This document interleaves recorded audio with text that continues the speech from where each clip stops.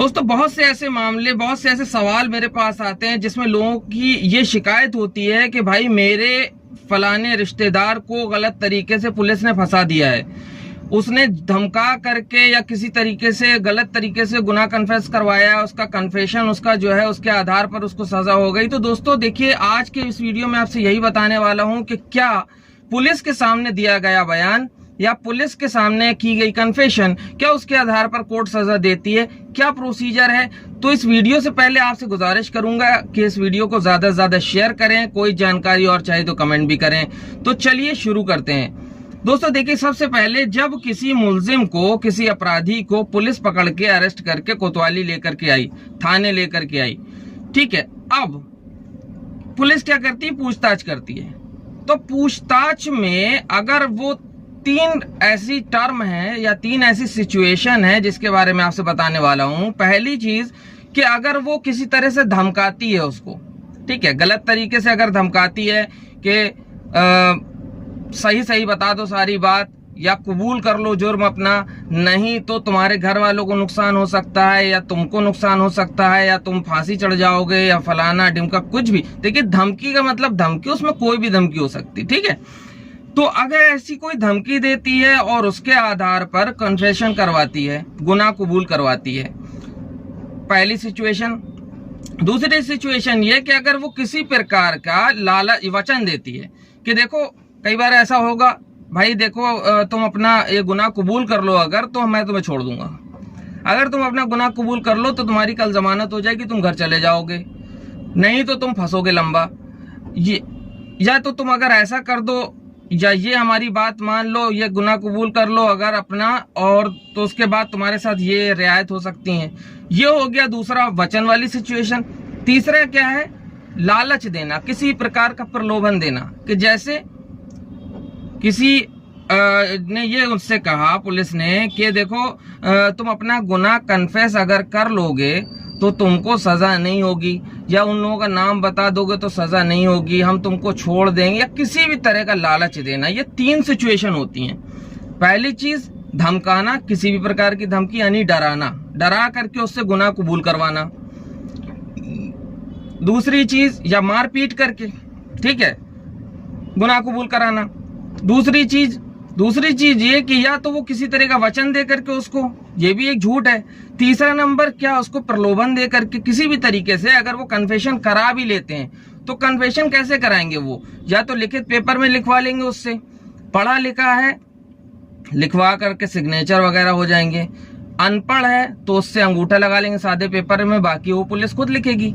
तो इस तरह का कोई भी कन्फेशन अगर है, तो आपको मैं बता दूं कि भारतीय साक्ष्य अधिनियम यानी इंडियन एविडेंस एक्ट की धारा 24 जो है वो ये कहती है कि ऐसा कोई भी कन्फेशन जो डराकर, धमकाकर या मारपीट या लालच या प्रलोभन के द्वारा किया गया हो, वो इररिलेवेंट है, वो एज ए एविडेंस एक्सेप्ट नहीं किया जाएगा कोर्ट में, पहली चीज।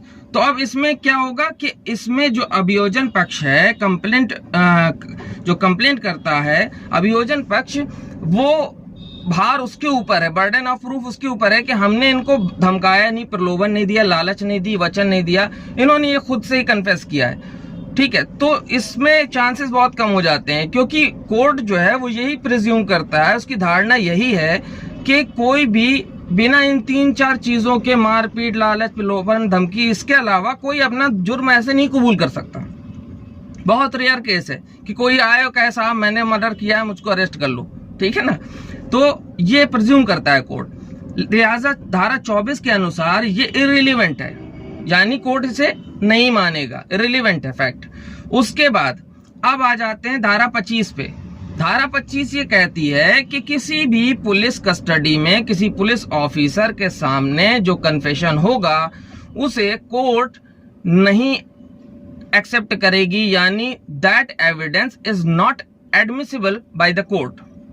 क्योंकि कोर्ट भी ये जानता है कि पुलिस हो सकता है मार पीट के, डरा धमका कर, लालच वगैरह कोई भी हथकंडे अपना करके और उससे उसने कन्फेशन ले लिया हो, लिहाजा कोर्ट तो पूरा ट्रायल करेगा और वो एडमिसिबल कोर्ट में बिल्कुल भी नहीं है वो एविडेंस, ठीक है। अब उसके बाद आ जाती है बात धारा 26 में। धारा 26 इंडियन एविडेंस एक्ट की वो ये कहती है कि कोई भी स्टेटमेंट पुलिस ऑफिसर के सामने वो एडमिसिबल नहीं है किसी भी कंडीशन में। हाँ, किस कंडीशन में एडमिसिबल होगा कि जिस वक्त उसने ये कन्फेशन दिया हो उस वक्त मजिस्ट्रेट की वहां मौजूदगी हो। यानी कि अगर थाने में दिया है तो थाने में या तो मजिस्ट्रेट हो, उसके सामने उसने इस बात को एक्सेप्ट किया और कन्फेशन दिया हो, तो ही उसको कोर्ट जो है एक्सेप्ट कर सकती है कन्विक्शन, लेकिन नहीं माना जाएगा। उसके आगे भी फर्दर ट्रायल चलेगा। ठीक है, आप जो है गुनाह अपना जुर्म कबूल भी कर लें तो उसका आपके केस से कोई लेना देना नहीं है, क्योंकि कोर्ट में वो एडमिसिबल नहीं होता।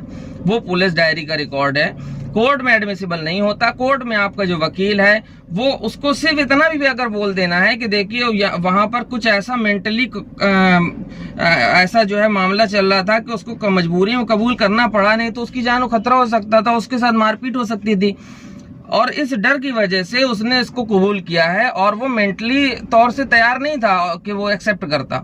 उसको अगर काबिल वकील हो तो सिर्फ इतना ही बोल देना और इससे ज्यादा कोई कुछ बोलने की जरूरत नहीं है उसको, और उसका काम हो जाएगा।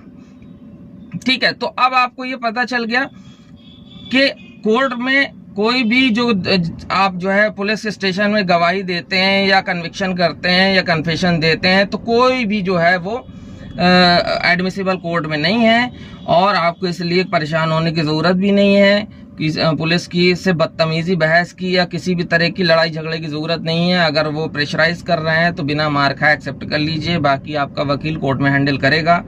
तो दोस्तों, उम्मीद करता हूँ मेरे इस वीडियो से अगर आपको जवाब आपके सवालों के मिले हैं तो मैं उम्मीद करता हूं कि हो सकता है आप इस चैनल को भी सब्सक्राइब कर लें और ज़्यादा से ज़्यादा इस वीडियो को भी शेयर कीजिए। आपसे गुजारिश है ताकि और लोगों तक भी इसकी जानकारी पहुंचे। लाइक तो दोस्तों एक बनता है, और कमेंट करके और भी हमसे सवाल पूछा कीजिए। आपके सवालों से हमें भी अच्छा लगता है और हमारी भी हिम्मत बढ़ती है। तो दोस्तों, मैं आपका दोस्त फरहान एक बार से फिर हैव अ ग्रेट डे।